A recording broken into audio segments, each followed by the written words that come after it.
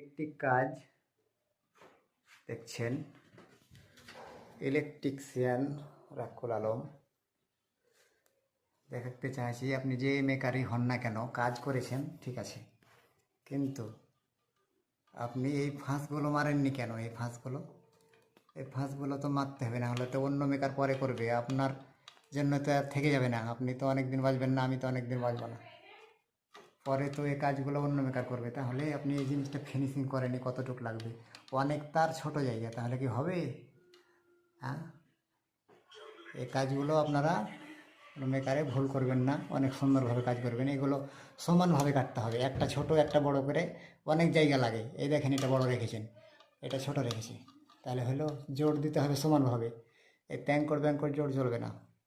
ভালোভাবে কাজ করবেন, সবাই ভালো বলবে এবং কাজ অন্য মেকারে করে শান্তি পাবে।